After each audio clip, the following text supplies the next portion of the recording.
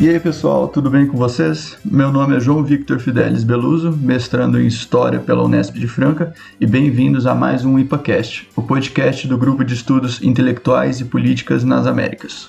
Assim como nos 2 últimos episódios, hoje vamos tratar de um artigo presente na revista Perspectivas, lançada num dossiê sobre os Estados Unidos pela Unesp de Araraquara.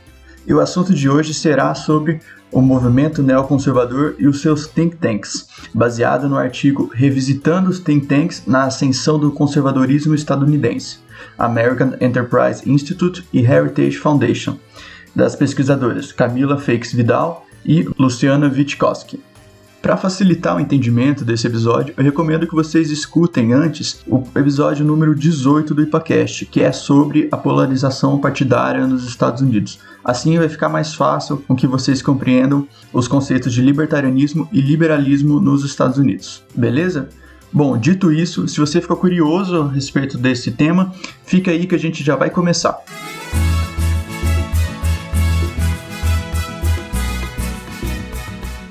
Bom, a primeira coisa que a gente tem que saber antes de entrar mais especificamente nos think tanks americanos é o que é o movimento neoconservador.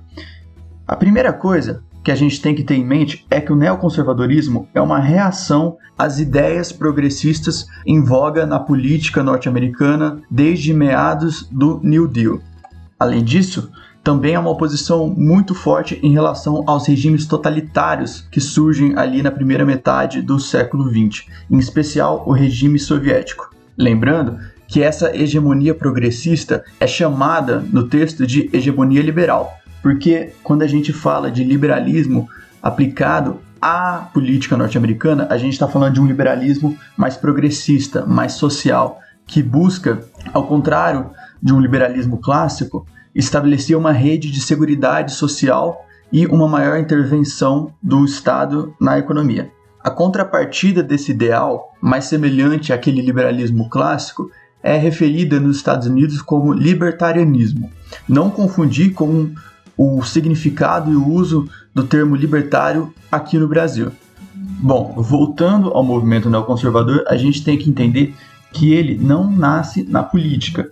Ele é um esforço conjunto entre empresários, intelectuais e alguns movimentos sociais. E não consiste, inicialmente, num movimento coeso. Ele é fruto da união e da fusão de diversas ideologias distintas e, em muitos pontos, conflitantes entre si. De forma didática, o texto apresenta o movimento neoconservador, antes de se chamar movimento neoconservador, como a junção entre 2 correntes distintas. A primeira é o libertarianismo, que seria aquela que demanda uma menor intervenção das instituições estatais e governamentais nos mercados e na economia. E na década de 40, o cenário intelectual americano está bem fértil para a absorção dessas ideias. 2 importantes economistas austríacos dessa tradição liberal mais clássica estavam nos Estados Unidos. São eles o Ludwig von Mises e o Friedrich von Hayek. Ambos, em seus escritos, demonstravam um profundo ceticismo quanto àquele estado de bem-estar social que estava se formando tanto nos Estados Unidos quanto na Europa. E os 2 economistas vão se filiar a um think tank, a algum instituto intelectual, no caso, a Foundation for Economic Education. Mas também haviam aqueles intelectuais que não estavam focados na área da economia, mas sim em questões morais, em questões comportamentais, que são os tradicionalistas. Para a gente ter uma noção de quem eram eles, a gente pode citar o Richard Weaver, o Russell Kirk e o William Buckley. E o que unia esses 2 grupos, os grupos libertários e os grupos tradicionalistas? Justamente a rejeição daquele progressismo liberal, que além de representar uma intervenção estatal nos mercados, demonstrando ineficiência, corrupção e o início de um caminho para um possível totalitarismo, esse liberalismo também representava uma degeneração moral e cultural. E o que os separava? Bom, principalmente a questão da liberdade social. Enquanto aqueles libertários, por exemplo, o Mises e o Hayek, além de advogar por uma liberdade econômica, também eram favoráveis a uma liberdade social, a ausência de coerção do indivíduo de seguir o seu próprio caminho, sem nenhuma regra moral superior, aqueles tradicionalistas acreditavam que o Estado devia zelar pela moralidade social. Contudo, vamos lembrar que ainda não existia um movimento neoconservador. Ele vai começar a existir a partir da percepção da necessidade de construção de uma rede de influências para que fosse disseminado esse ideal. Além disso, era necessário conciliar as divergências entre os dois grupos. Por isso que vai haver, como ficou conhecido, a união entre essas duas correntes, que ficou conhecida como fusionismo. Assim, esse processo de fusionismo, em conjunto com a rede de influências formada por revistas e diversos think tanks, cada vez mais o movimento neoconservador tomava corpo como algo coeso. Essa síntese entre o libertarianismo e o tradicionalismo começou a ser publicada numa revista a partir de 1955, a revista National Review. E essa revista acabou disseminando o ideal neoconservador a partir de 3 pilares. O primeiro, a aversão ao estado de bem-estar social, muito influenciado pelos libertários. O segundo é a retomada da moralidade e das tradições, influência dos tradicionalistas. E o terceiro ponto, relacionado à política externa, seria a partir de políticas unilaterais e o combate ao comunismo. Até então, o movimento neoconservador não estava inserido na política. Ele vai começar a se inserir a partir da década de 60, com a mudança na presidência do Partido Republicano.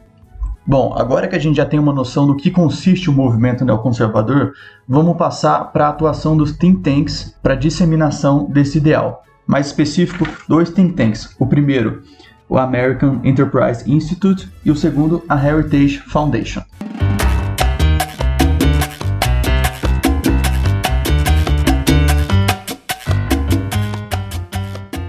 Bom, inicialmente, o que é um think tank? Eles são institutos, associações que produzem pesquisas e estudos acerca de determinada vertente ideológica. Nos Estados Unidos, existem think tanks tanto progressistas quanto conservadores. No nosso caso aqui, a gente está analisando think tanks conservadores. E eles vão ter uma atuação mais forte na década de 1970, apesar de começarem já a se associarem com alguns políticos na década de 1960.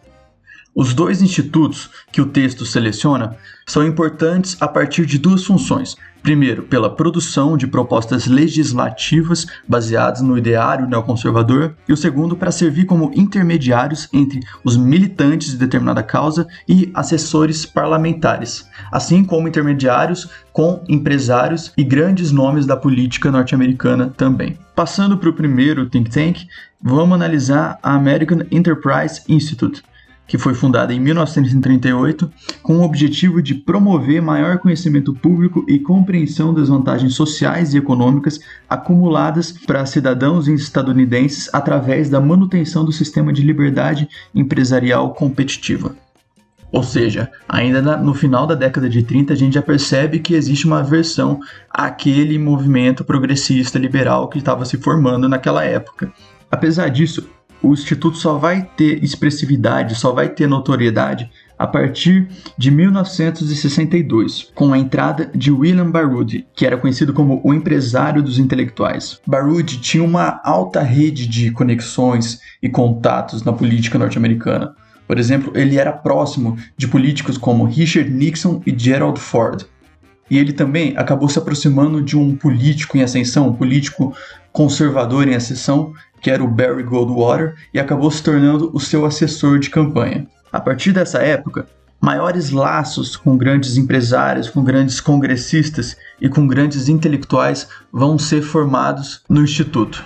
Ainda nas décadas de 60 e 70, diversos intelectuais de grande expressão vão fazer parte da American Enterprise Institute. Por exemplo, Irving Kristol, Milton Friedman e Robert Nisbet. O segundo think tank que a gente vai falar rapidamente é a Heritage Foundation, que foi fundada em 1973, sob a justificativa de ausência de implementação de políticas públicas fundamentadas nos ideais neoconservadores na política norte-americana. A grande presença de assessorias e consultorias no Congresso fundamentadas no ideal liberal progressista se tornava um incômodo para os parlamentares mais conservadores. Inclusive, havia diversas críticas por parte da Heritage às políticas públicas no governo Richard Nixon, que, de acordo com eles, Nixon não seguia completamente os ideais neoconservadores.